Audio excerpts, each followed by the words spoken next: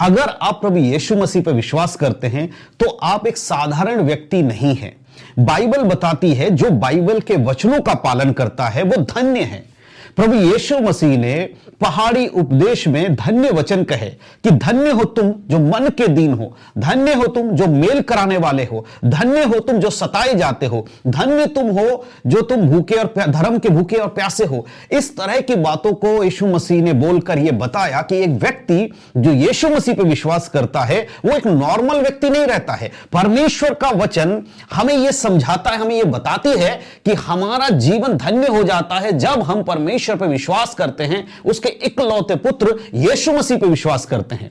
अगर हम यीशु पर विश्वास करते हैं हम धन्य लोग कहलाते हैं। लेकिन केवल इन बातों को सुन लेने से आप और हम धन्य नहीं होंगे, परंतु बाइबल के अंदर धन्य होने के लिए कुछ कार्य है जो हर एक विश्वासी को करना है। हर एक विश्वासी को उन कार्यों को करना पड़ेगा, तभी वो व्यक्ति धन्य हो पाएगा। उसके लिए कुछ वचन हैं जिसे हमें समझना है, पढ़ना है और जानना और अपने जीवन में उसे लागू भी करना है। केवल बोलने मात्र से कि आपने यीशु मसीह को अपने उद्धारकर्ता के रूप में ग्रहण कर लिया तो आप धन्य हो गए, नहीं मेरे प्रियो। अगर आप भजन संहिता उसके एक अध्याय को पढ़ते हैं, यहां पर क्लियरली लिखा है एक धन्य व्यक्ति के जीवन में किन बातों का होना जरूरी है और किन बातों का होना जरूरी नहीं है, यानी होना नहीं चाहिए। इसीलिए समझना बहुत जरूरी है। जब हम भजन संहिता उसके अध्याय 1 उसके पहले आयत को पढ़ते हैं, यहां लिखा है क्या ही धन्य है वह पुरुष जो दुष्टों की युक्ति पर नहीं चलता। सबसे पहली चीज, धन्य इस तरह से आप नहीं बनेंगे कि आप कलीसिया में जा रहे हैं, आप संडे की आराधना को अटेंड कर रहे हैं, आप पास्टर के सामने बैठकर उनके मुख से निकलने वाले परमेश्वर के वचन को सुनकर घर वापस आ जा रहे हैं, इससे आप धन्य नहीं बन रहे हैं। लेकिन आप अगर धन्य बनना चाहते हैं तो आपके जीवन में यह कार्य होना जरूरी है, यानी कि जो व्यक्ति दुष्टों की युक्ति पर नहीं चलता वो धन्य बनेगा। कलीसिया में जाकर आराधना में शामिल होने वाला व्यक्ति धन्य नहीं होगा, लेकिन वचन के अनुसार जीवन जीने वाला, उसको अपने जीवन में लागू करने वाला व्यक्ति धन्य बनेगा। इसलिए अपने आप को इन वचनों के आधारित हमेशा परखते रहना है, देखते रहना है कि आप और हम वचन के अनुसार जीवन जीते हैं या नहीं जीते हैं। धन्य है वे व्यक्ति जो दुष्टों की युक्ति पर नहीं चलता। अगर आप यीशु पे विश्वास करने के बाद भी आज भी उन्हीं कामों को करते हैं, आज भी आपके जीवन में छल है, दूसरों को लूटने की बातें करते हैं, दुष्टों की युक्तियों के अनुसार चलते हैं, जो बुरे लोग हैं उनकी इच्छाओं के अनुसार अपने जीवन को चलाते हैं, तो आप कैसे धन्य अपने आप को कह सकते हैं। और आगे परमेश्वर का वचन कहता है, और ना पापियों के मार्ग में खड़ा होता और ना ठट्ठा करने वालों की मंडली में बैठता है। तो धन्य होने के लिए केवल मसीही कहलाना नहीं है। अपने नाम के आगे पीछे अगर आप मसीही लिख लेंगे तो आप धन्य हो जाएंगे, बाइबल ऐसा नहीं बताती है। लेकिन बाइबल क्या बता रही है कि अगर आप धन्य हैं, अगर परमेश्वर की दृष्टि में आप धन्य बनना चाहते हैं तो आपका दुष्टों की युक्तियों में आपका कोई योगदान नहीं होना चाहिए।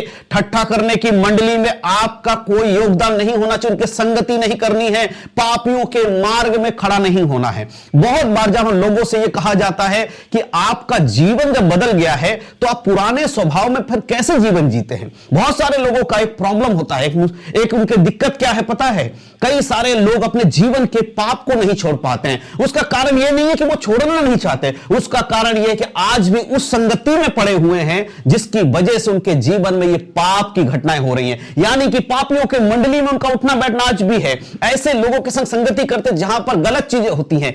मेरे प्रियो, केवल मुख से बोलने से नहीं, कार्यों को प्रकट करना पड़ेगा। अगर आप सच में चाहते हैं आपके जीवन से हर एक बुरी चीजें दूर हो तो आपको ऐसे लोगों से अपने आप को अलग करना पड़ेगा जो बुरी चीजों में हैं, जो नशे की आदत में, उनसे आपको अपने आप को अलग करना पड़ेगा, तभी आप नशे से छूट पाएंगे। अगर आप ये सोचते हैं कि मैं उनके संग रहूंगा, खाऊंगा, पीऊंगा और ऐसे ही अपने आप मेरा नशा छूट जाएगा, यह संभव नहीं है। खुद को उनसे अलग करना है, धन्य तभी आप बन पाएंगे। केवल मसीही बनने से आप धन्य नहीं हो जाते, वचन के अनुसार जीवन जीना भी आपके लिए उतना ही इंपॉर्टेंट है। इसीलिए भजन संहिता 1 अध्याय के आप जब पढ़ते हैं, प्रभु क्लियर कहता, धन्य है वे जो क्या है, दुष्टों की युक्ति पर नहीं चलते, जो पापियों के मार्ग में खड़े नहीं होते, जो ठट्ठा करने वालों की मंडली में नहीं बैठते। आपका जीवन कैसा कैसा है? क्या आप आज भी ऐसे लोगों के संग उठते बैठते हैं जो दूसरों का मजाक बनाते हैं? क्या आपके दोस्त यार, जो भी आपके फ्रेंड सर्कल है या जो भी आपके कामकाज की जगह है, उन जगहों पर ऐसे लोग आपके संग बैठते उठते हैं जो दूसरों को देखकर मजाक उड़ाते हैं, किसी दूसरे को देखकर ठट्टा करते हैं और आप उनके संग बैठकर उनकी बातों को सुनते हैं? अगर इस तरह का जीवन आप जी रहे हैं और खुद को आप मसीह कहते हैं, तो माफ कीजिएगा, आप एक सच्चे मसीह आज तक नहीं बन पाए हैं। ना ही वचन के अनुसार आप एक सच्चे मसीह बन पाएंगे। लेकिन अगर आप इन चीजों को अपने जीवन से हटाते हैं, इन चीजों को अलग करते हैं, तो परमेश्वर का वचन कहता है, धन्य हो तुम जो तुम इन कामों को नहीं करते जिसे संसार कर रहा है। हालेलुया। इसलिए अपने जीवन को आज इन वचनों के अनुसार परखिए। केवल मसीह बनने से आप धन्य नहीं बन जाते हैं, उसके कार्यों को अपने जीवन में आपको लागू करना होगा। उसके दूसरे आयत, भजन संहिता 1 अध्याय के दूसरे आयत में लिखा है, परंतु वह तो यहोवा की व्यवस्था से प्रसन्न रहता और उसकी व्यवस्था पर दिन रात दिन ध्यान करता रहता है। हालेलुया। यहोवा की व्यवस्था से प्रसन्न रहने वाला व्यक्ति धन्य कहलाएगा। यहोवा की व्यवस्था क्या है? तू मुझे छोड़ दूसरों को ईश्वर करके मत मानना, तू चोरी ना करना, तू व्यभिचार ना करना, तू किसी का घात मत करना, तू अपने किसी चीज के लिए लालच मत करना, किसी के धन संपत्ति की लालच मत करना। साथ ही साथ तू संसार के लोगों के विरोध में नहीं, परंतु अपने जीवन को पवित्रता को लेकर चल। संसार से किसी लड़ाई झगड़ा नहीं करना, कि तेरा शत्रु मनुष्य नहीं, लहू और मांस से हमारे कोई शत्रुता नहीं है, परंतु हमारा जो शत्रु है वो शैतान है, जो इस संसार में प्रभुता करता है। इन सब चीजों से जब अपने आप को अलग करते हैं, वो व्यक्ति परमेश्वर के वचनों में आगे बढ़ने की जब अपने आप को तैयार करता है, उसके लिए प्रभु कहता वो व्यवस्था से प्रसन्न रहने वाला व्यक्ति है। परमेश्वर की व्यवस्था क्या है? परमेश्वर की इच्छा के अनुसार चलना। यह बाइबल परमेश्वर की व्यवस्था है। प्रभु यीशु मसीह की आज्ञा परमेश्वर की व्यवस्था है। प्रेरितों के द्वारा लिखी गई बातें, पत्नियां परमेश्वर की व्यवस्था है। उनके अनुसार खुद के जीवन को चलाने वाला व्यक्ति उसके व्यवस्था पर दिन रात ध्यान करता है। केवल संडे के दिन जाकर, केवल सप्ताह में एक दिन जाकर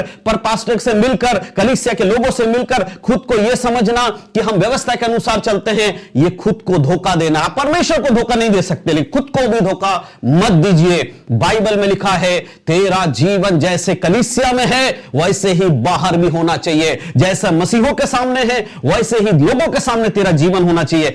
ऐसे व्यक्ति के लिए धन्य शब्द का इस्तेमाल किया गया। आज आपको और हमें देखना है, क्या हम परमेश्वर के वचन अनुसार अपने जीवन को धन्य बना पा रहे हैं?